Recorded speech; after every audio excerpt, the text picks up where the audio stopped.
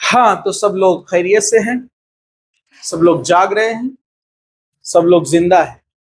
Very good. तो हम आगे बढ़ते हैं। आज का जो पॉइंट है थ्योरेटिकल पॉइंट है, फैक्टर्स अफेक्टिंग इक्विलिब्रिया। जो इक्विलिब्रियम रिएक्शन तैयार होती है उस पर कौन कौन से फैक्टर काम करते हैं, जिसमें इंपॉर्टेंट फैक्टर्स हम देखने वाले हैं, जिसपे थ्योरेटिकल क्वेश्चंस बनते हैं। बोर्ड में भी आता है एक question, what are the factors affecting the equilibria. 3 mark के लिए, 2 मार्क के लिए आता है। वो सारे आप जो मैं बोलूंगा वही लिखेंगे तो काफी हो जाएगा। अपने वर्डिंग में भी लिखे तो नो प्रॉब्लम। ओके, अभी आपने एक पेपर दिया बोर्ड का, आपको आइडिया हो गया होगा कि कैसा लिखना है। ठीक है, 1 पॉइंट 2 मार्क, सॉरी 1 मार्क के लिए 2 पॉइंट, ओके, 2 मार्क के लिए 4 पॉइंट, 3 मार्क के लिए 6 पॉइंट। 6 पॉइंट तो लिखेंगे, सिर्फ पॉइंट नहीं लिखना है। जहाँ इक्वेशन है इक्वेशन, जहाँ रिएक्शन है रिएक्शन, उसको रिप्रेजेंट करना है। ग्राफ है तो एक्सप्लेन करना है, डायग्राम है तो बनाना है। ये बात याद रखिए आप, ठीक है। दूसरा उसमें आपको याद रखना है कि डिफरेंशिएशन जब आता है 2 मार्क के लिए, तो आप इधर 2 पॉइंट इधर 2 पॉइंट लिखेंगे, खुश हो जाएंगे? नहीं, वो 2 ही पॉइंट कंसिडर होते हैं। तो इधर 4 और इधर 4 पॉइंट होते हैं डिफरेंशिएशन के अंदर, ठीक है। ओके, और एमसीक्यूज का तो नो प्रॉब्लम। बोर्ड एग्जाम के अंदर एमसीक्यू क्या करना पड़ता है, क्वेश्चन दिया हुआ है, एक क्वेश्चन है, उसका आंसर है बी, और वहां लिखा हुआ है delta U, change in entropy. तो आपने लिखना है क्वेश्चन नंबर एमसीक्यूज नंबर 2, उसका आंसर एंट्रोपी यानी डेल्टा यू, पूरा लिखना पड़ता है, ठीक है। ओके, चलिए, खैर अब आ जाइए यहाँ पर। इसमें नीट और सीटी और जेई के हिसाब से थ्योरेटिकली एमसीक्यूज बनते हैं, जो वर्डिंग में या स्टेटमेंट टाइप में आते हैं, ट्रू फॉल्स जैसे, या स्टेटमेंट 1 स्टेटमेंट 2, या रीजनिंग वाले क्वेश्चंस आते हैं, ठीक है। चलिए, तो फैक्टर्स अफेक्टिंग इक्विलिब्रिया। इक्विलिब्रिया जो तैयार होता है, A plus B gives C plus B. तो ये इक्विलिब्रिया जो है कांस्टेंट वैल्यू देता है, अपने को पता है। उसको हम क्या लिखते हैं, के सी इज इक्वल टू, बोलो बोलो क्या लिखते हैं हम, K C is equal to concentration of products upon concentration of reactants. इनका जो रेशियो है वो इक्विलिब्रियम कांस्टेंट यानी केसी या केपी कहलाता है। गैस के लिए प्रेशर लेते हैं, ठीक है। ओके, अब यहां पर इस पर कौन सी चीजें इफेक्ट करती है, जैसे मैंने कहा ना इक्विलिब्रियम शिफ्ट हो सकता है जब हम उसको क्या बोलते हैं, क्यूसी। समझा आपको, उसके स्टैंडर्ड से हटकर जो मिलता है क्यूसी।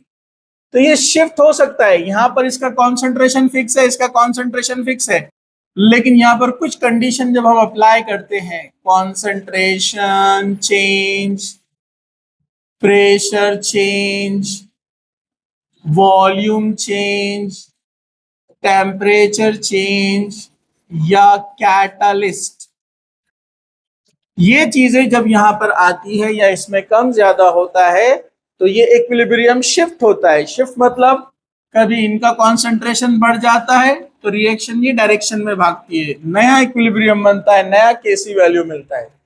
भाई ये वैल्यू बढ़ जाएंगी तो ये वैल्यू बढ़ेगी ना, और ये वैल्यू क्या होंगी, कम, तो अब इसका आंसर चेंज हो जाएगा ना।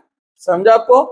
कभी कभार ये फैक्टर आने से क्या होता है, इनका कॉन्सेंट्रेशन बढ़ जाता है तो इस तरफ भागती है, तो तब ये बढ़ जाएगा, ये कम हो जाएगा, तो वैल्यू चेंज हो जाएगा ना केसी का।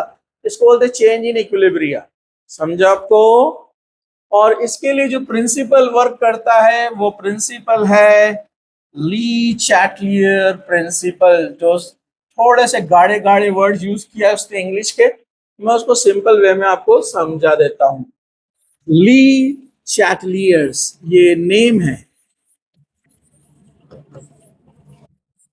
Principal.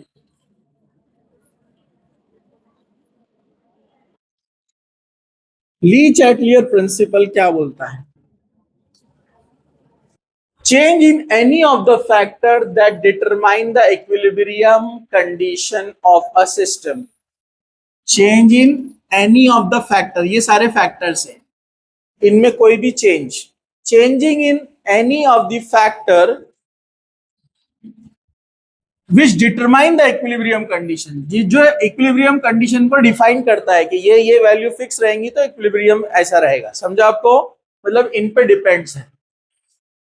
will cause the system to change in such a manner so as to reduce or to counteract the effect of the change। क्या बोल रहा है वो? इनमें से किसी को रिड्यूस किए कंडीशंस को या कम ज्यादा किए तो कॉन्सेंट्रेशन या तो रिड्यूस होगा या काउंटर एक्ट मतलब या तो बढ़ेगा। जिससे क्या होगा, जो अपन बचपन से पढ़ते आ रहे हैं, ये पूरा डिटेल जो उसने स्टेटमेंट दिया है इसको शॉर्ट में समझने का है तो ये है कि अगर आप ए और बी का कॉन्सेंट्रेशन बढ़ाएंगे तो रिएक्शन फॉरवर्ड डायरेक्शन में जाएंगी, ये आपको याद रखना है। तो इसका कॉन्सेंट्रेशन आपने बढ़ाया, ये आप एरो बता रहे हैं, बढ़ाया तो यहां पर रिएक्शन रहेंगी फॉरवर्ड डायरेक्शन में, अपने को मिलेगा सी और डी ज्यादा। ठीक है, सिर्फ कॉन्सेंट्रेशन ए और बी का बढ़ाने का मतलब ए और बी डालना जरूरी नहीं है। अगर आपने सी और डी को कम किया तो ऑटोमेटिकली ए और बी बढ़ रहा है ना, तब भी फॉरवर्ड रिएक्शन जाएगी। समझा आपको?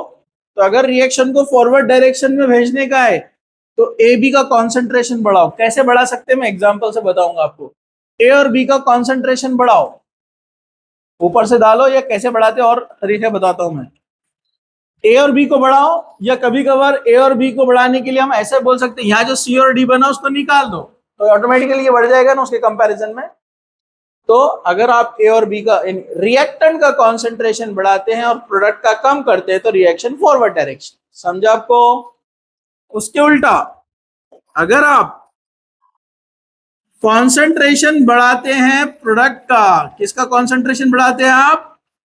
प्रोडक्ट का, यानी सी और डी का, तो रिएक्शन क्या होने वाली है? Backward direction. किधर जाएंगी रिएक्शन? Backward direction. अपने को मिलेगा ए और बी ज्यादा।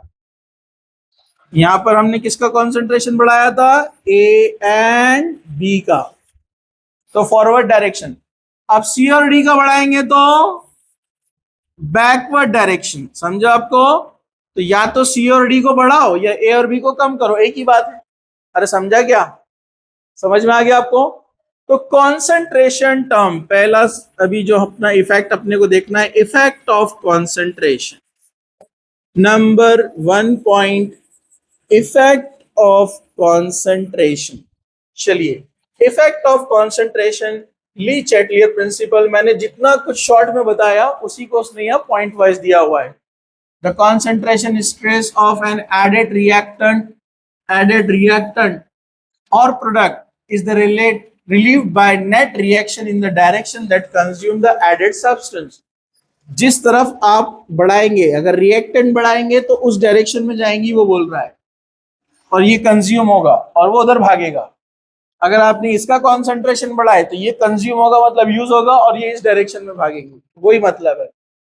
द कॉन्सेंट्रेशन स्ट्रेस और रिमूव रिएक्टेंट प्रोडक्ट, उसी को दूसरे अल्फाज में, इसको बढ़ाने के बजाय इसको कम करो तो भी फॉरवर्ड डायरेक्शन में, इसको बढ़ाने के बजाय इसको कम करो तो बैकवर्ड डायरेक्शन में। ये दो पॉइंट में आपको सारे पॉइंट समझ में आ जाएंगे।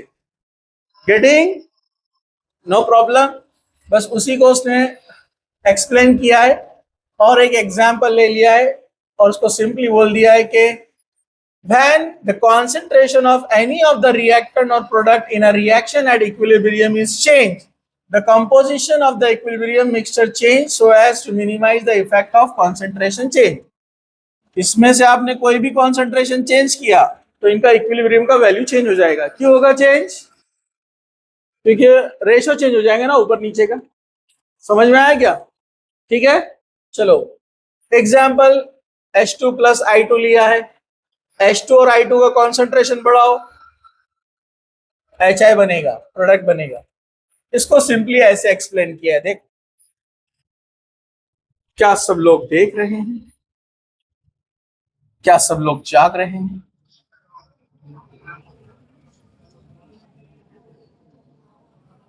देखिए जरा ध्यान से, आपके सामने शुरुआत में हमने H2 का जो कॉन्सेंट्रेशन लिया वो यहां पर y एक्सेस में यहां पर दिख रहा है। शुरुआत में H2 लिया, I2 जितना लिया ग्राफ में उसका अपने को कॉन्सेंट्रेशन यहां दिख रहा है, समझा आपको? और HI का नीचे दिख रहा है, ठीक है। जैसे जैसे रिएक्शन स्टार्ट होंगी, अभी यहां तक आने तक वो इक्विलिब्रियम में नहीं था, अब जैसे जैसे हमने रिएक्शन स्टार्ट होगी तो कौन कंज्यूम होगा? H2 एंड I2 धीरे धीरे क्या होते जाएगा? कम। और क्या बनते जाएगा? प्रोडक्ट। तो धीरे धीरे धीरे धीरे धीरे आप देख रहे हैं यहां पर ये कम होते जा रहा है, और इसके आगे फिर वो इक्विलिब्रियम में जब आ जाएगा तो कांस्टेंट। धीरे धीरे धीरे आयोडीन कम हो रहा है, यहां से धीरे धीरे धीरे, अभी इक्विलिब्रियम नहीं बना, नॉट एट इक्विलिब्रियम। तो धीरे धीरे H2 और I2 कम हो रहा है और धीरे धीरे HI बन रहा है। ये ग्राफ बता रहा है अपने को, समझा आपको? धीरे धीरे H2 और I2 क्या हो रहे हैं? कम हो रहे, नीचे जा रहे। लेकिन उस टाइम पर HI क्या था? 0। अभी वो बन रहा है, वो ऊपर आ रहा है, ये नीचे जा रहा है, समझा आपको? लेकिन एक कॉन्सेंट्रेशन पे आने के बाद जब इक्विलिब्रियम अटेन हो जाता है, इक्विलिब्रियम पे वो रुक जाते हैं। अब कांस्टेंट, अब जितने H2I2 कंज्यूम होना था, खत्म होना था, हो गए। जितने HI बनना था बन गए। अब एक particular temperature, particular pressure, particular concentration पे अब यहां पर जो है HI ट्राई कर रहा है वापस से H2 और I2 बनने के लिए। अब डायनेमिक इक्विलिब्रियम आ गया, समझा क्या? मतलब इसके कुछ मॉलिक्यूल इधर भागेंगे, इसके कुछ मॉलिक्यूल इधर भागेंगे, और ये सिलसिला जारी रहेगा। इसको बोलते हैं डायनेमिक इक्विलिब्रियम, समझा? ठीक है, तो ये लाइन बता रही है कि अब इक्विलिब्रियम में आ गए, no change in H2 and I2, no change in H2। लेकिन अगर HI वापस से आपने H2 बढ़ाया तो फिर ये कम होगा, ये भी कम होगा, और ये फिर बढ़ना शुरू हो जाएगा, समझा आपको? ठीक है, ये ग्राफ हमको एक्सप्लेन करता है इस तरह से। चलिए अब हम आगे बढ़ते हैं, इसको हम समझेंगे। अच्छा, जैसे कोई फैक्टर अप्लाई करेंगे तो इक्विलिब्रियम चेंज हो जाएगा ना, तो उसको हम क्या बोलेंगे? QC, समझा आपको? ठीक है, अब इसको उसने एक्सप्लेन किया है with a suitable example. Effect of concentration bye an experiment. एक एक्सपेरिमेंट यहां पर यूज किया है जो आपको सामने नजर आ रहा है, क्या सब लोग देख रहे हैं? यहां पर उसने लिया है फेरिक आयन लिया। फेरिक आयन का कलर कौन सा है बोलो? अरे बोलो ना, येलो कलर है। येलो कलर क्यों होते हैं फेरिक आयंस?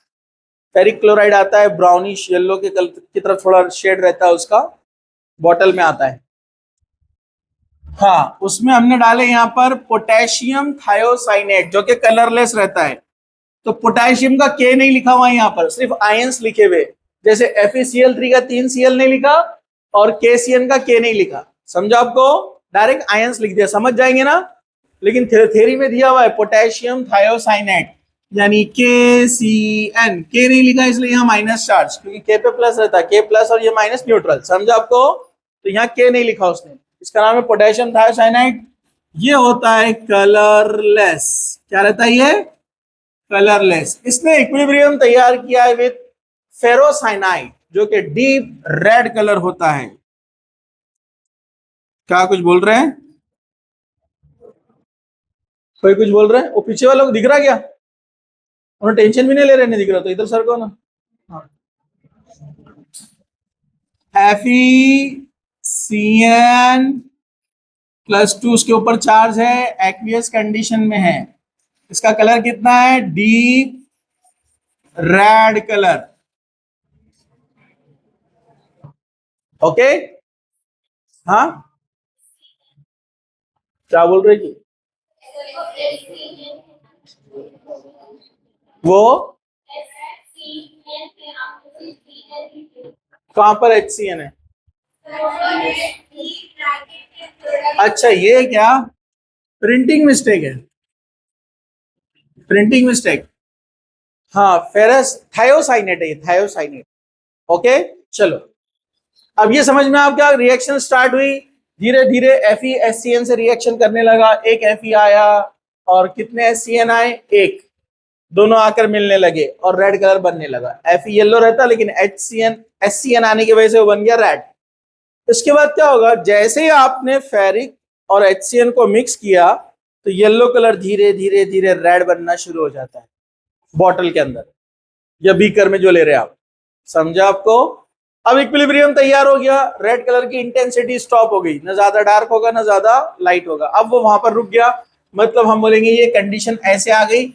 अब ये है पूरा का पूरा इक्विलिब्रियम के अंदर, तो हम लिखेंगे Kc is equal to concentration of FeSCN plus 2 with concentration of Fe3 plus concentration of SCN minus। समझा आपको। तो ये अपने को चेंज समझ में आ गया, जो मैंने आपको बताया वही सब कुछ यहाँ पर लिखा हुआ है, तो उसको पूरा देखने की जरूरत नहीं है, हम डायरेक्ट आते हैं ये वाले पॉइंट पर। फॉर एग्जाम्पल ऑक्जेलिक एसिड जो कि होता है H2C2O4, for example H2C2O4 reacts with Fe3 ion. इसी रिएक्शन के अंदर हमने क्या डाल दिया, H2C2O4, क्या डाला, अब H2C2O4 की खास बात है वो इसके साथ रिएक्शन करना शुरू करता है। जब वो इसके साथ रिएक्शन शुरू करता है तो वो बना देता है FeC2O4, क्या बना देता है, FeC2O4, FeC2O4 थ्राइस है, ऊपर 3 माइनस। ये बैलेंस कैसे हुआ, चार्ज कैसे आते हैं, ये अपन पढ़ेंगे सेपरेट एक चैप्टर में, कैसे भी लिखते हैं इन सबको, अभी सिर्फ याद रखो डायरेक्ट। नाम है चैप्टर का कोऑर्डिनेशन कंपाउंड, 12th में वो डिटेल में बताएंगे ये कोऑर्डिनेशन कंपाउंड, ये ऐसा लिखते क्यों, ऐसा बनता कैसे है, ठीक है, उसका टेंशन मत लो। तो अब जैसे ही इसने बनाना शुरू कर दिया FeC2O4 3, तो अब देखो क्या बोल रहा है वो, reacts with Fe3 ions and to form the stable complex, thus the decrease in the concentration of free Fe3 plus ion। Sorry मैंने इधर बता दिया इसको, इसने जाकर इससे रिएक्शन किया, हाँ इसने जाकर जो है Fe3 को लेना शुरू कर दिया, ये Fe3 से इसने रिएक्शन करना शुरू कर दिया, तो ये बनना शुरू हो गया। अब मुझे बताओ जब Fe3 प्लस आयन को ये ले लेगा तो ये डिक्रीज होंगे कि इंक्रीज होंगे, 10 Fe3 प्लस आयन बैठे हुए थे, H2C2O4 ने आकर 5 लेके चला गया, तो कौन कम हो गए, यहाँ Fe3 प्लस आयन कम हो गए ना, तो रिएक्टेंट का कॉन्सेंट्रेशन क्या हो गया, कम, तो अब रिएक्शन बैकवर्ड डायरेक्शन में आएंगे ना, अरे बोलो ना, और वो अपने को प्रैक्टिकली दिखता भी है, रेड कलर वापस से कम होने लगता है, समझा आपको। तो यहां पर ली चैटलियर प्रिंसिपल है वो रिमूव करना शुरू करेगा और replenishes of Fe3 plus ion decrease in the colour, concentration FeSCN का डिक्रीज हो जाएगा और रेड कलर डिक्रीज होते जाएगा। समझ में आया आपको, और समझा क्या आपको, इसका कॉन्सेंट्रेशन कम हो रहा है तो बैकवर्ड डायरेक्शन में भाग रही है रिएक्शन, तो रेड कलर कम होते जाएगा, रेड कलर फिर से येलो की तरफ आते जाएगा, समझा। तो एक्सपेरिमेंट पे से हमने पहचान लिया कि कैसे कॉन्सेंट्रेशन इफेक्ट करता है। ओके आगे एक बात बोल रहा हूं, addition of HgCl2 also decrease the red colour because of Hg reacts with HCN ion to form stable complex HgSCN। अगर हमने इसके अंदर इसकी जगह H2C2 की जगह क्या डाला बोलो, HgCl2 डाला हमने, HgCl2। अगर HgCl2 डाला तो ये किसके साथ रिएक्शन करता है, HCN के साथ, तो अगेन इसका कॉन्सेंट्रेशन क्या हो जाएगा, कम, तो फिर बैकवर्ड डायरेक्शन और रेड कलर क्या होते जाएगा, कम। समझ में आ गया, हाँ। और अगर हमने इस रिएक्शन के अंदर ये नहीं डाला, ये नहीं डाला, ये रिएक्शन के अंदर हमने डाला पोटेशियम थायोसाइनेट, KHCN डाला हमने। तो अब बताओ किसका इसका कॉन्सेंट्रेशन इंक्रीज होगा ना? अरे बोलो ना, ये ऑलरेडी पोटेशियम थायोसाइनेट ही है ना, और पोटेशियम थायोसाइनेट डाला तो HCN का इंक्रीज होगा। जब HCN इंक्रीज होगा तो रिएक्टेंट का concentration increase forward direction, yellow colour बढ़ेगा, रेड कलर कम होगा। समझा? अरे समझा क्या? सिंपल एकदम, नो मुश्किल। Now effect of pressure, next point, effect of pressure, इसको जरा ध्यान से देखना है। प्रेशर भी इफेक्ट करता है, जैसे कॉन्सेंट्रेशन इफेक्ट करता है वैसे प्रेशर भी इफेक्ट करता है। एक रिएक्शन देखिए आपको यहां पर दी हुई है, कार्बन मोनोऑक्साइड गैस लिया प्लस 3H2 लिया गैस, इक्विलिब्रियम तैयार हुआ, इसको मिथाइलेशन बोलते हैं, यानी CH4 बन रहा है। मिथाइलेशन नहीं, मिथाइलेशन बोलते हैं, मिथाइलेशन। ये गैस तैयार हो गया है, प्लस यहां पर H2O गैस तैयार हुआ है। मतलब एक सिलेंडर था, इसके अंदर पहले कौन थे? Only carbon monoxide gas and 3H2 gas. Reaction होना स्टार्ट हुई, रिएक्शन होना स्टार्ट हुई तो अपने को क्या तैयार मिला? यहां पर methane gas plus H2O gas, ये तैयार हो गए। ओके, पहले मोल्स कितने थे बोलो गैस के? 3 + 1 कितने थे? 4 मोल्स गैस के थे। बोलो ना, अरे बोलो ना, पहले कितने मोल्स थे गैस के? अरे बोलो ना, बाद में जब प्रोडक्ट बना अपने को कितने मोल्स मिल रहे हैं? यहां पर 1 + 1 कितने हो गए? 2 मोल्स। लेकिन अंदर रिएक्शन में अब इक्विलिब्रियम तैयार हो गया, अंदर कार्बन मोनोऑक्साइड भी है, हाइड्रोजन भी है, मीथेन भी है और H2O भी है। समझ में आया आपको? और एक इक्विलिब्रियम तैयार हो गया। इक्विलिब्रियम तैयार हो गया मतलब रिएक्टेंट वाले गैस मॉलिक्यूल ट्राई कर रहे हैं प्रोडक्ट बनने के लिए, प्रोडक्ट वाले ट्राई कर रहे हैं रिएक्टेंट बनने के लिए। अब इक्विलिब्रियम में आ गए, अंदर चारों भी है। समझ में आपको? चारों है और इक्विलिब्रियम में आ गए। तो यहां पर एक नया कंसेप्ट ये है कि अगर हमने पिस्टन को नीचे, अभी तक पिस्टन कांस्टेंट था यानी प्रेशर कांस्टेंट था, इसलिए इक्विलिब्रियम बैलेंस था, लेकिन आपने पिस्टन को ऊपर से दबाना शुरू किए, प्रेशर बढ़ा रहे, वॉल्यूम क्या होगा? कम।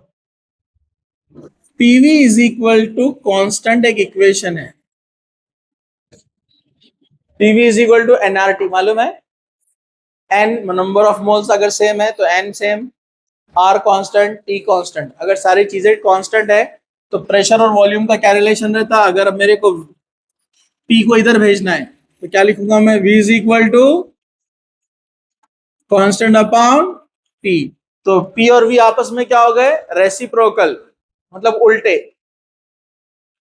वॉल्यूम बढ़ाओ तो प्रेशर कम होगा, प्रेशर बढ़ाओ तो वॉल्यूम कम होगा। अरे समझा क्या? अरे बोलो ना। तो ऊपर से हमने इसको प्रेस करना शुरू करे, वॉल्यूम क्या हो जाएगा? हाँ। तो अगर हम जो प्रेशर यहां पर है, जो भी प्रेशर रहेगा 1 एटमॉस्फेयर प्रेशर, हमने उसको 2 कर दिए, डबल, तो वॉल्यूम हाफ हो जाता है। समझा? अरे समझा क्या? फॉर एग्जाम्पल यहां पर वॉल्यूम है 10 लीटर और यहां प्रेशर है 1 एटमॉस्फेयर।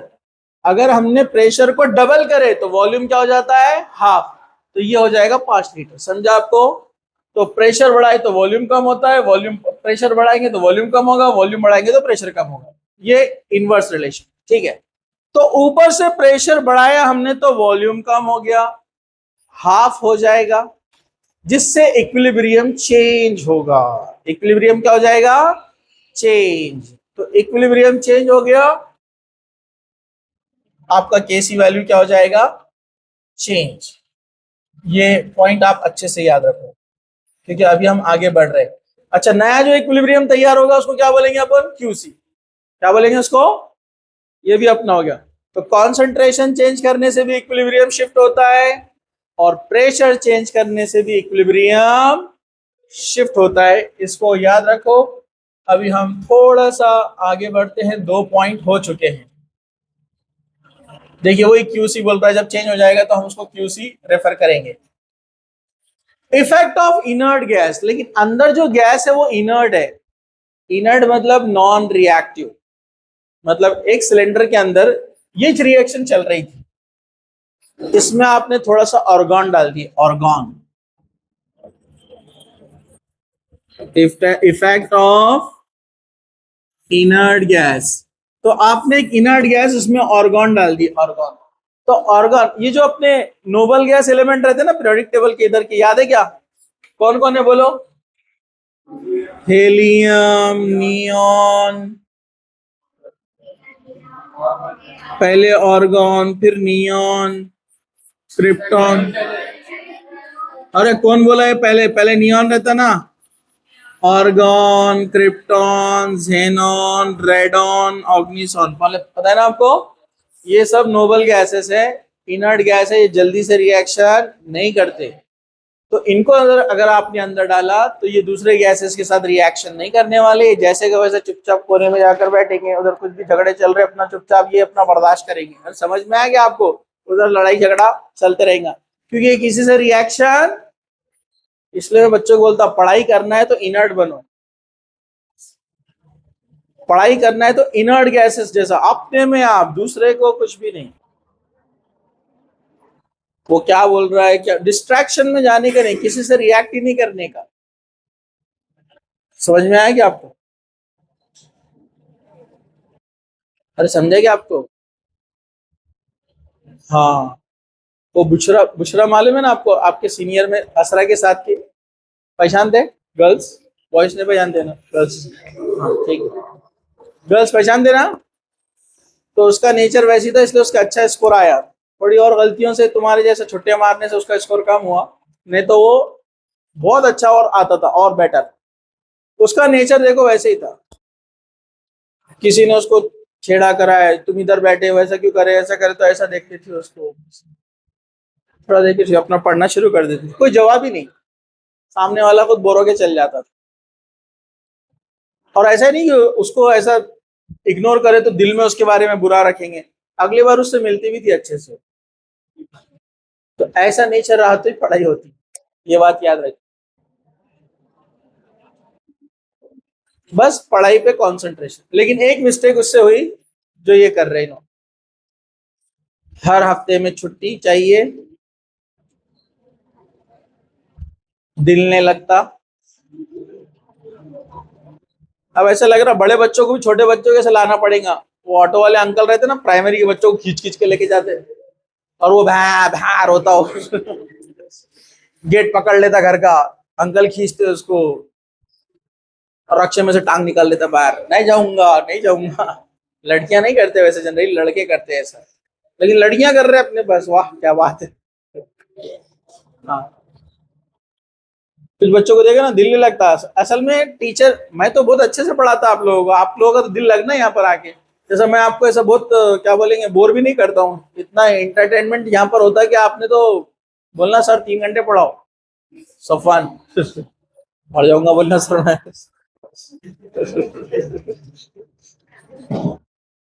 कुछ रहते टीचर बहुत डराते प्राइमरी के बच्चों को, तो क्या होता फिर उनका दिल नहीं लगता पढ़ाई में। आप देखो वो रोते आकर 10 मिनट, वो रोते आकर, और रोते तो क्या करते फिर वो क्लास में पीछे बैठे बैठे रोते, पहले बहुत देर तक रोते, थक जाते रोते रोते, तो फिर ऐसा रोते हो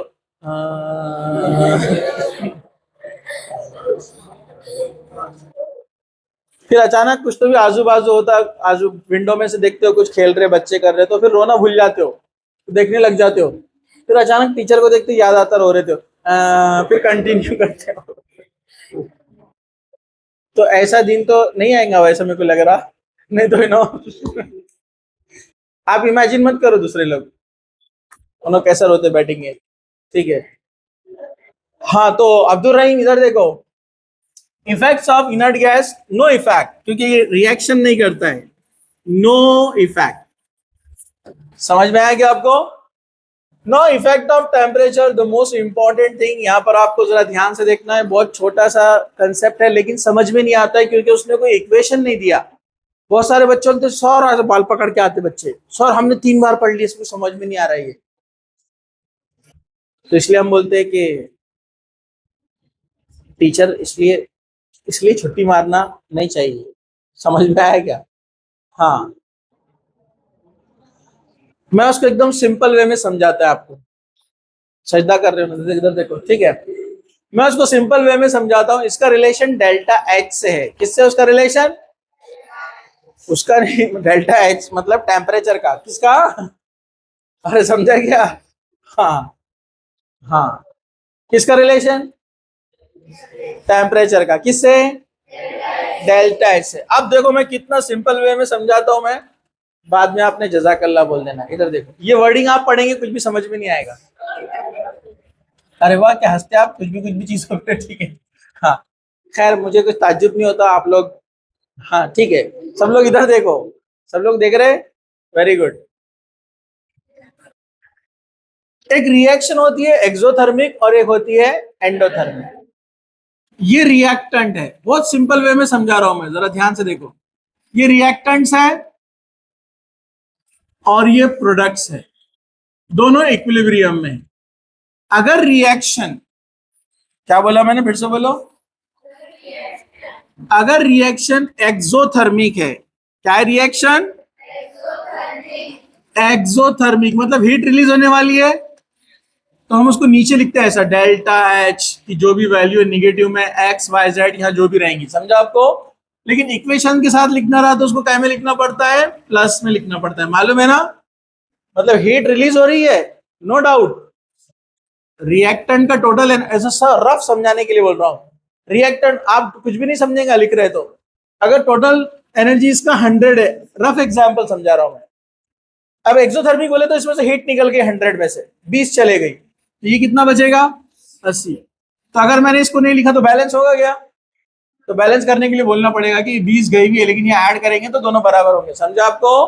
तो एक्सोथर्मिक रिएक्शन को अलग से उसका जब वैल्यू लिखते हीट का तो माइनस में, लेकिन साथ में लिखे तो प्लस में, बैलेंस करने के लिए। समझ में आया? दूसरा, इसी को देख लो, एंडोथर्मिक रिएक्शन। अगर आपने एंडोथर्मिक रिएक्शन लिए, एंडोथर्मिक इसका मतलब है आपको हीट देना है, इसको हीट देना है, मतलब ये जो हीट है, हीट देना है आपको। क्या देना है उसको? हीट। एंडोथर्मिक मतलब हीट सप्लाई करेंगे तो क्या बनेगा? प्रोडक्ट। अरे समझ में आया क्या? और यहाँ प्लस में बताते हैं हम उसको, और यहाँ पर रिएक्टेंट की तरफ लिखना पड़ता है उसको। समझ में आपको? मतलब हीट ऐड कर रहे हैं। तो अब कितना सिंपल सा देखो, उसने जो यहाँ पर बोला है, वरना वैसा समझ में नहीं आता था अगर मैं ये नहीं बताता तो। The equilibrium constant for an exothermic reaction delta H is negative, decreases as the temperature increases. Enthalpy decrease होता है जैसे टेम्परेचर इंक्रीज होगा। ये रिएक्शन एक्सोथर्मिक है, इसको हीट नहीं करना पड़ता है, खुद ब खुद हीट बाहर निकलती है और इक्विलिब्रियम तैयार हो जाता है, बरोबर। लेकिन आपने कोशिश करे इसको हीट देने की। क्या कोशिश करे आपने? आपने इसको हीट सप्लाई करने की कोशिश करे, तो जो हीट रिलीज हो रही है आप उसके उल्टा काम कर रहे हैं ना। जो हीट बाहर निकलना चाहती है आप उल्टा दे रहे हो उसको। तो एक्सोथर्मिक में तो हीट बाहर निकलती ना, लेकिन आप गर्म करेंगे, टेम्परेचर बढ़ाएंगे तो उल्टा भागेगी ना रिएक्शन, बैकवर्ड डायरेक्शन में भाग जाएंगी रिएक्शन, क्योंकि ये रिएक्शन होने के लिए हीट को बाहर निकलना जरूरी है और आप ऐड कर रहे हो तो वापस जाएंगी ना रिएक्शन। समझ में आया? समझ में आया? तो as temperature increases delta H decreases and Kc in reverse backward direction मतलब डिक्रीजेस, Kc भी कम होते जाएगा। अब बोलेंगे Kc क्यों कम होगा? जब रिएक्शन बैकवर्ड डायरेक्शन में जाती है तो प्रोडक्ट कम होता है ना, और रिएक्टेंट बढ़ता है। और Kc कैसे निकालते हैं? Product upon reactant. जब प्रोडक्ट कम हो रहा और रिएक्टेंट बढ़ रहा तो केसी की वैल्यू कम होगी ना। अरे भाई केसी कैसे निकालते हैं? KC is equal to product upon reactant. जब हम, ये एक्सोथर्मिक है, इसमें हीट निकलना चाहिए, अपन हीट दे रहे, जब हीट दे रहे तो रिएक्शन बैकवर्ड डायरेक्शन में भागेंगी ना, एक्सोथर्मिक रिएक्शन होगी नहीं। एक्सोथर्मिक के लिए हीट निकलना जरूरी है, अपन दे रहे तो पीछे भागेंगी। बैकवर्ड में जब जाएंगी तो प्रोडक्ट क्या होगा? कम। जब प्रोडक्ट कम होगा तो केसी का आंसर भी कम आएगा ना। ऊपर की वैल्यू बढ़ी तो केसी बढ़ता है, नीचे की वैल्यू बढ़ी तो केसी कम होता है। समझा आपको? इसलिए यहां पर temperature increase, delta H decreases, KC backward, KC decreases. समझा आपको? तो सिंपली उसको मैं ऐसे यहां पर लिख देता हूं, जरा ध्यान से, इससे आपको याद रहेगा। Temperature increases, delta H decreases, KC value decreases, reaction backward. समझा? अरे समझा क्या? अब ये है एंडोथर्मिक रिएक्शन। बोलो बोलो, कौन सी रिएक्शन है ये? एंडोथर्मिक। एंडोथर्मिक में हीट देना पड़ता है अपने को। जैसे प्रोडक्ट का यहां पर एनर्जी है 100, लेकिन अपना रिएक्टेंट था 80 और अपन ने हीट सप्लाई किए 20, तो अब दोनों बराबर हो गए ना। इसका 80 था, हीट सप्लाई करे, प्रोडक्ट में ऐड हो गई 20। समझा आपको? ये एंडोथर्मिक है, इसमें हीट देना पड़ती है कुछ रिएक्शंस के अंदर, उनको एंडोथर्मिक बोलते हैं। लेकिन आप वहां पर आप क्या कर रहे हैं? उल्टा काम कर रहे हैं, आप हीट रिलीज कर रहे हैं, तो बैकवर्ड हो जाएंगे ना। और समझा क्या? और समझा कि नहीं आपको? तो दूसरा पॉइंट बोल रहा है कि the equilibrium constant for an endothermic reaction delta H is positive. यहां जो डेल्टा एच रहता है वो पॉजिटिव में रहता है, ठीक है, एक्स जो भी रहेगा। Increase as temperature, increase in temperature change the effect of equilibrium concentration rates of the reaction. यहां पर अगर आपने टेम्परेचर और सप्लाई किए तो रिएक्शन तो खुश है ना। अरे बोलो ना, रिएक्शन खुश है। आप टेम्परेचर बढ़ाएंगे तो और भागेंगी आगे की डायरेक्शन में। समझा आपको? तो केसी वैल्यू बढ़ेगा। तो ये याद रखो, ये जो हमने यहाँ पर कंडीशन देखी ये किसके लिए है? एक्सोथर्मिक। अब किधर आ जा रहे हैं हम? Endothermic. Temperature increases, delta H also increases. Enthalpy, अंदर की हीट बढ़ेगी ना। समझा आपको? केसी ऑल्सो, अरे बोलो ना, increases, reaction in forward direction. अब यहां टेम्परेचर कम करने से क्या होता है मैंने नहीं बताया जानबूझ के, नहीं तो आप कंफ्यूज हो जाएंगे, बस उल्टा याद कर लेने का।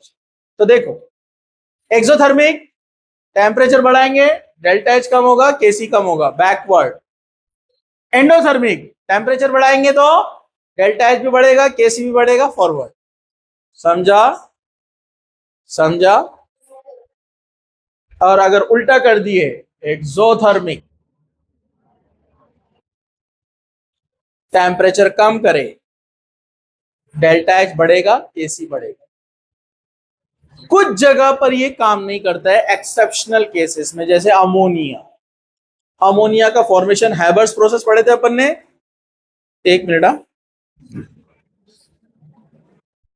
हाँ चलो, संडे वाले आराम से खड़े रहो, लंबी छुट्टी मारे ना अपन ने 3 घंटे की। चलो इधर देखो, अब यहां पर ये समझ में आ गया आपको, एक्सोथर्मिक रिएक्शन, टेम्परेचर बढ़ेगा, डेल्टा एच कम, केसी कम, बैकवर्ड। एंडोथर्मिक टेम्परेचर बढ़ेगा, डेल्टा एच ज्यादा, केसी ज्यादा, फॉरवर्ड। समझ में आ गया आपको? No problem. चलो अब जरा यहां पर देखिए, जैसे मैं अभी आपको कह रहा था कि एक्सपेरिमेंटली अगर हम ऐसा देखेंगे तो प्रॉब्लम ये होता है कि ठीक है, अमोनिया एक एक्सोथर्मिक रिएक्शन है, लेकिन ये एक्सेप्शन है, बाकी जगह ये सब ऐसे ही होगा जैसा मैंने बताया। इधर देखो, जैसे फॉर एग्जांपल हैबर्स प्रोसेस में अमोनिया बन रहा है, हैबर्स प्रोसेस में अमोनिया बन रहा है और यहाँ माइनस साइन क्या बता रही है? एक्सोथर्मिक है। समझा आपको? माइनस साइन क्या बता रही है? ये डेल्टा एच माइनस मेरा मतलब एक्सोथर्मिक। अब मेरे को बताओ, अगर मैंने यहाँ पर टेम्परेचर को बढ़ाया तो बैकवर्ड डायरेक्शन में जाना चाहिए ना, अरे बोलो ना हाउ, और टेम्परेचर कम करा तो फॉरवर्ड, बराबर है। लेकिन ये एक लिमिट तक बढ़ता है, बाद में फिर वापस से चेंज हो जाता है, ये एक्सेप्शनल है। लेकिन ये एक्सेप्शनल को ऐसे ही याद रखो, और इस प्रॉब्लम को सॉल्व करने के लिए इसमें डाला जाता है कैटलिस्ट, जो रिएक्शन के रेट को बढ़ाता है। वो लास्ट पॉइंट रहेगा, वहां पर अपना ये फिजिकल इक्विलिब्रिया वाला जो पार्ट है पूरा खत्म हो जाएगा, केमिकल इक्विलिब्रिया यानी आयोनिक इक्विलिब्रिया पार्ट शुरू होगा अपना, वो अब कल से, ठीक है। अभी तो हम इसको यहाँ खत्म करने वाले हैं, जरा ध्यान से देखो। तो एक्सपेरिमेंट से इफेक्ट ऑफ टेम्परेचर को कैसे बताया, एक इक्वेशन उसने यहां पर लिया, इफेक्ट ऑफ टेम्परेचर एक्सपेरिमेंट। जरा ध्यान से देखना, उसने यहां पर एक इक्वेशन लिया है, क्या आप लोग देख रहे हैं, क्या सब लोग देख रहे हैं? NO2 क्या बन रहा है बोलो? यस, ये ब्राउन कलर होता है, ब्राउन पर्पल के आसपास। 2NO2 गैस जब डाइमर बनते, डाइमर मतलब दोनों NO2 मोनोमर मोनोमर मिक्स कर डाइमर बनता है। जब डाइमराइजेशन होता है, NO2 मोनोमर जब मिक्स होते हैं तो उसको बोलते हैं डाइमराइजेशन। तो क्या बनता है? N2O4 gas. मतलब इसका कलर जो ब्राउन कलर है वो कम हो जाएगा, थोड़ा कम होते जाएगा, समझ में आपको? उसने दिया भी होंगे यहाँ पर, NO2 gas prepared by adding copper in the catalyst turning into constant nitric acid collected into 2F5 ml, ठीक है। इंटेंसिटी ऑफ कलर, सिर्फ कलर बोल रहा है, ब्राउन कलर बोला होगा उसने कहीं ना कहीं, नहीं दिया है? दिया हुआ कहा? यहाँ पर, हाँ ये ब्राउन कलर दिया हुआ, देखो NO2 का ब्राउन कलर होता है। तो टेम्परेचर से उसने उसको कैसे एक्सप्लेन किया? वेरी सिंपल, देखो इधर ये 3 बीकर दिख रहे हैं आपको यहाँ पर,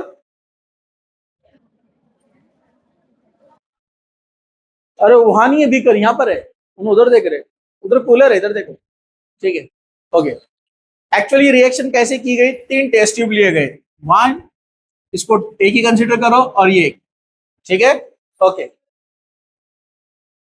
और तीनों टेस्ट ट्यूब में डाला गया है, कोई बात नहीं,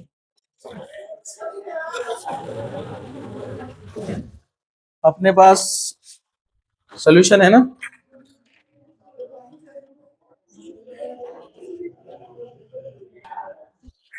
तो यहां पर 3 बीकर लिए गए हैं, एक बीकर में टेस्ट ट्यूब है, और टेस्ट ट्यूब के अंदर उसको एल्डाइड से, यानी एक रेजिन होता है, गम होता है, उससे चिपका दिया है कैप को। इसके अंदर डाला गया है नाइट्रिक एसिड एंड कॉपर। क्या डाला है?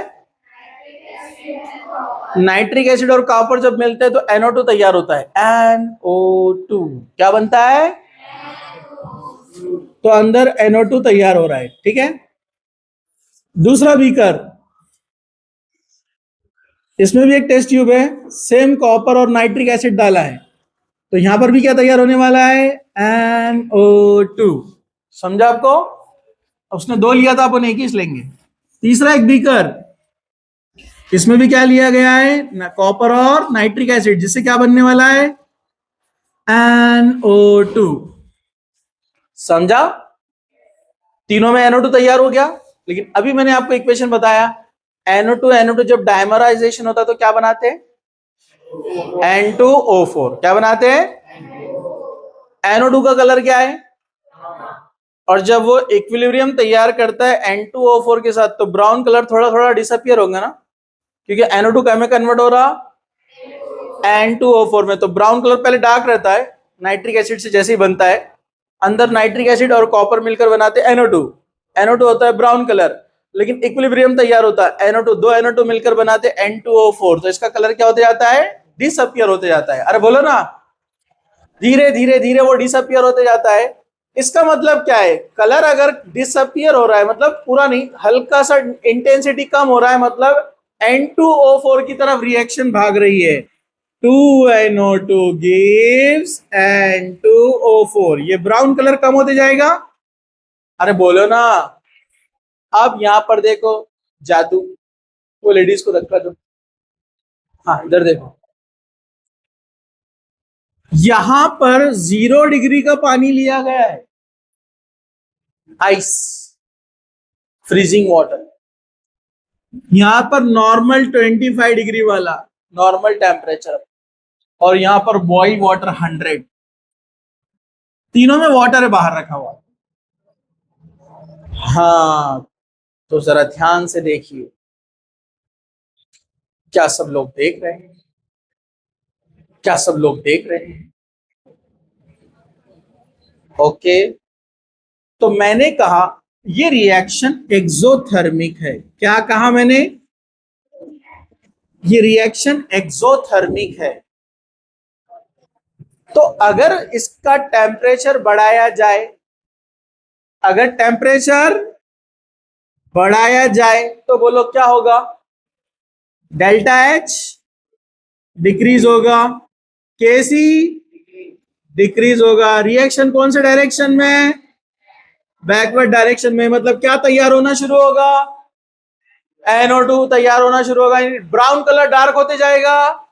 और ऐसे ही होता है, बिल्कुल वैसे ही यहां पर अपने को मिलता है डार्क ब्राउन कलर।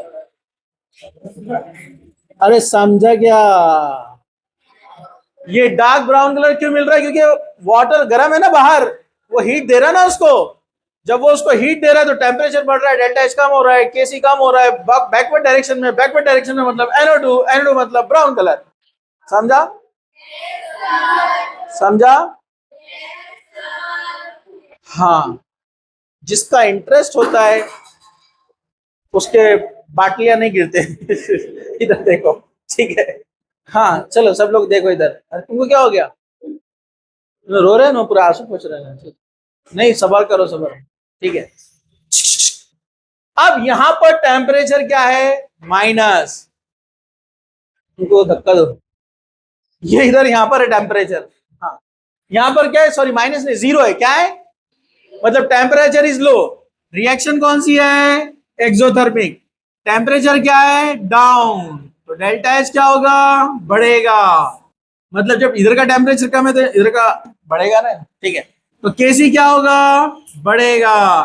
रिएक्शन कौन सा होगा? Forward direction. फॉरवर्ड डायरेक्शन मतलब क्या तैयार होगा? N2O4। और NO2 क्या होगा? कम। तो ये आपको यहाँ हल्का हल्का ब्राउन कलर दिखेगा, जैसे हल्की सी मिट्टी पानी में डाल दिया आपने, कैसा ब्राउन ब्राउन दिखता है। समझा आपको? अब यहाँ टेम्परेचर मॉडरेट है तो यहां पर अपने को मॉडरेट कलर मिलेगा। समझा? अरे बाहर मत देखो, मौसम बड़ा सुहाना है, लेकिन अपने को दिल इधर लगाना है। अरे पोयम बन गई। अरे वेरी गुड। हाँ चलो, अरे समझा क्या? No problem. तो आपको समझ में आ गया टेम्परेचर का रिलेशन? अरे समझा क्या नहीं? लास्ट एक रह गया कैटलिस्ट। इसके बाद ये इक्विलिब्रियम पार्ट जो अपना फिजिकल का खत्म हो रहा है ना। Very good. देखो इधर, तो कैटलिस्ट, नेक्स्ट पॉइंट क्या है? इफेक्ट ऑफ, कट यार, अपने को सिर्फ लिखना ही है, मैं डायरेक्ट समझा रहा हूं आपको। Effect of catalyst. बहुत सारे रिएक्शन ऐसे हैं जो नहीं, अब आप चाहते हैं पूरा देखना ही है तो मैं आपको बताता हूं। इफेक्ट ऑफ कैटलिस्ट, जरा ध्यान से सुनो। जो कैटलिस्ट होता है ना, वो रिएक्शन का रेट बढ़ाता भी है और घटाता भी है, यानी फॉरवर्ड रिएक्शन में भगाएगा उसको या फिर रिवर्स भी लेकर आ सकता है। जो फॉरवर्ड में लेके जाता है उसको बोलते हैं पॉजिटिव कैटलिस्ट, और जो रिवर्स में लेकर आता है उसको क्या बोलते हैं? Negative catalyst. तो जनरली हम पॉजिटिव कैटलिस्ट की बात कर रहे हैं यहाँ पर। अभी एक रिएक्शन जो भी है यहाँ पर एग्जाम्पल दिया होगा उसने एक रिएक्शन का, जैसे यहाँ पर अपना हैबर्स प्रोसेस ही ले लो। हैबर्स प्रोसेस किसको याद है? हैबर्स प्रोसेस अब तक याद हो गया होगा। H2, बोलो गैस, 3H2 गैस प्लस, अरे अब 5-6 बार लिख लिया हमने अब तक। N2 गैस, बस 2-3 बॉयज को याद है, 2 मोल्स ऑफ अमोनिया गैस। ये हैबर्स प्रोसेस है। ये 500 केल्विन टेम्परेचर पर होता है, 500 केल्विन और 200 एटमॉस्फेरिक प्रेशर। इसमें अगर हम एक आयरन ले ले कैटलिस्ट, तो रिएक्शन बहुत अच्छे से फॉरवर्ड डायरेक्शन में प्रोसीड होती है। तो यह है इफेक्ट ऑफ कैटलिस्ट। तो अगर कैटलिस्ट पॉजिटिव है तो केसी को बढ़ाएगा, और जनरली हम जो कैटलिस्ट लेते हैं वो पॉजिटिव कैटलिस्ट की बात करते हैं, हम पॉजिटिव कैटलिस्ट। तो ये केसी वैल्यू को क्या करता है, बढ़ाता है, मतलब प्रोडक्ट का इंक्रीज करता है। तो जो प्रोडक्ट है वो बढ़ जाता है, रिएक्टेंट का कॉन्सेंट्रेशन कम होता है, फॉरवर्ड डायरेक्शन में रिएक्शन प्रोसीड होती है। ठीक है आपको। तो ये रिएक्शन के स्पीड को बढ़ाता है, रेट को बढ़ाता है। तो यहां पर इसका जो रिलेशन है वो स्पीड से है। इक्विलिब्रियम तो कांस्टेंट रहने वाला है, कॉन्सेंट्रेशन कांस्टेंट रहने वाला है। कैटलिस्ट रिएक्शन की स्पीड को कैसे बढ़ाता है? अरे आएगा नहीं, इधर उड़ा मत। जैसे ए अपने को यहां पर दे रहा है बी, ये रिएक्शन होती है 10 घंटे में, एग्जाम्पल है, बहुत स्लो रिएक्शन। लेकिन हम इसमें थोड़ा सा कैटलिस्ट डाल देते हैं, तो ये बनता है पहले AC, बाद में बनता है ये B। तो एक्चुअली ये हुआ कैसा? तो ये जो एक्टिवेशन एनर्जी है इसको कम कर देता है। एक्टिवेशन एनर्जी को हम डिटेल में पढ़ेंगे, ऑर्गेनिक में भी पढ़ेंगे और यहाँ केमिकल काइनेटिक्स में भी पढ़ेंगे। एक्टिवेशन एनर्जी क्या होता है? जैसे फॉर एग्जांपल A से B में हम जा रहे हैं, तो A यहाँ पर रिएक्टेंट है और B यहाँ पर प्रोडक्ट है, और रिएक्शन ऐसे जा रही है, पहले एनर्जी बढ़ती है बाद में कम होती है। तो एक्चुअली ये A जो रिएक्टेंट है इसको पहले ट्रांजिशन स्टेट में लेके जाना पड़ता है। मैं एग्जांपल देता हूं, ट्रांजिशन स्टेट में लेके जाना पड़ता है, उसके बाद उसको थोड़ी सी एनर्जी मिलती है जिससे वो B यानी प्रोडक्ट बन जाता है, आगे चला जाता है। ठीक है, बिल्कुल ऐसे ही जैसे एक पहाड़ी है, चोटी उसकी, आप उस पर साइकिल चलाते हुए ऊपर तक चले गए, यहाँ एकदम टिप पर आ गए, ये एक ट्रांजिशन स्टेट है। तो जितनी एनर्जी आपको लगी ऊपर आने के लिए उसको बोलते हैं ट्रांजिशन एनर्जी, कि आपको रिएक्टेंट से ट्रांजिशन स्टेट में, ऐसी स्टेट में आने के लिए एनर्जी लगी जिससे आप बहुत करीब है, अगर थोड़ी सी एनर्जी मिलेगी तो आप प्रोडक्ट में चले जाएंगे। कट हो रहा है? नो प्रॉब्लम, उसको अपन एडजस्ट कर लेंगे। चलो जरा ध्यान से देखो, तो उतनी एनर्जी उसको मिली तो ट्रांजिशन स्टेट में चला गया, बाद में प्रोडक्ट बन जाएगा। तो यहां से यहां तक जाने के लिए जो एनर्जी लगती है उसको बोलते हैं एनर्जी ऑफ एक्टिवेशन। क्या बोलते हैं उसको? ये प्रोडक्ट यहां पर है, समझो, इसको बोलते हैं एनर्जी ऑफ एक्टिवेशन। ये एनर्जी और ये एनर्जी का डिफरेंस। लेकिन आपको पता है कैटलिस्ट क्या करता है? कैटलिस्ट नई बॉन्डिंग बनाता है, वो A से B को डायरेक्ट कन्वर्ट नहीं करता। कैटलिस्ट क्या करता है? A के साथ कंबाइन हो जाता है और बना देता है AC, जिसको एंजाइम के अंदर C की जगह E लिखते हैं। एंजाइम भी कैटलिस्ट जो हमारे बॉडी में कैटलिस्ट का काम करता है। उससे क्या होता है? A को ट्रांजिशन स्टेट में जाने के लिए एनर्जी ज्यादा क्यों लग रही थी मालूम आपको? क्योंकि A बहुत स्टेबल था, वो तैयार नहीं था रिएक्शन के लिए, तो उसको बहुत हीट देना पड़ा। लेकिन जैसे A के साथ हम C को जोड़ देते हैं, C के आकर A को क्या कर देता है? वीक कर देता है, मतलब वो कैटलिस्ट है और उसका रेट बढ़ा देता है।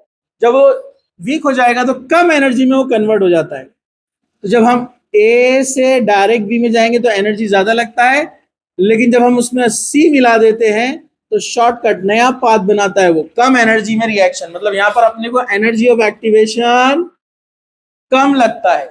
उसका एग्जाम्पल मुरम आती है, मुरम, मुरम आती है, पता है ना आपको? उसको मुरम जो मिट्टी के नीचे रहती, पत्थर रहता, थोड़ा हाथ से ताकत से मारेंगे तो आप फूट जाएगा, कड़क कड़क मिट्टी होती है। ठीक है, हाँ, आप उसको मारेंगे, ताकत लगती है पाउडर बनाने के लिए, लेकिन वो मुरम में अगर आपने पानी डाल दिया दबाते ही टूट जाती है। तो पहले वो कड़क थी, सख्त थी, कन्वर्ट होने के लिए पाउडर में टाइम लग रहा था, लेकिन पानी डालने से वो लूज हो गया, तो पानी कैटलिस्ट का काम किया। समझा आपको? समझा आपको? वैसे बहुत सारी रिएक्शन में जब कैटलिस्ट डाला जाता है तो वो, अच्छा जरूरी नहीं कि वो मैं कड़क नरम मोटा पतला बात कर रहा हूं तो वही होता होगा, अलग अलग एक्शंस होते हैं अलग अलग जगह पर, जिसको सिंपल वे में क्या बोलते हैं कि पहले रिएक्टेंट स्टेबल था, उसको B बनाने के लिए एनर्जी ज्यादा लगती थी, लेकिन जब कैटलिस्ट डाला जाता है तो ए और सी मिलकर वो अनस्टेबल हो जाता है, जल्दी तैयार रहता है बी में कन्वर्ट होने के लिए। समझा आपको? जिसका मतलब क्या है, ए से बी जाने के लिए एनर्जी ज्यादा लग रही थी, एनर्जी ऑफ एक्टिवेशन बोलते हैं उसको। लेकिन जब हमने उसको एसी बनाया तो उसका रास्ता चेंज हो गया, अब कम एनर्जी में वो जल्दी से कन्वर्ट हो गया, ट्रांजिशन स्टेट जल्दी मिल गई। समझा आपको? तो कैटलिस्ट वो सब्सटेंस होता है जो एक्टिवेशन एनर्जी को रिड्यूस करता है। पहले 100 डिग्री लग रही थी कोई रिएक्शन को कन्वर्ट करने के लिए, अब 20 डिग्री में काम हो जाएगा। समझा आपको? क्यों का होगा? कैटलिस्ट ने आकर उसको वीक बना दिया या उसको अनस्टेबल बनाया ताकि वो आसानी से प्रोडक्ट बन जाए। फॉर एग्जाम्पल, आप किसी को बोल रहे थे चलो साथ में अपन जाएंगे घूमने के लिए, तो घर में एक आध मेंबर रहता हो, नहीं नहीं नहीं बोलता हो, नहीं नहीं नहीं, तो आप लग्गा लेकर आते कैटलिस्ट, दादी नानी कोई तो भी, और तो तुम बोले तो आएंगे, उन्हें जाकर उसको समझाते हो, 1 मिनट में रेडी हो जाते हैं। तो दादी नानी कैटलिस्ट का काम करते। और समझेगा आपको? और समझा? कम एनर्जी में काम हो जाता है, ये होते हैं कैटलिस्ट। तो ये भी रिएक्शन को फॉरवर्ड डायरेक्शन में ले जाने के लिए हेल्पफुल होते हैं। तो कौन कौन सी चीजें हैं जो इक्विलिब्रियम को शिफ्ट कर सकती है, मतलब इफेक्ट करती है इक्विलिब्रियम पर?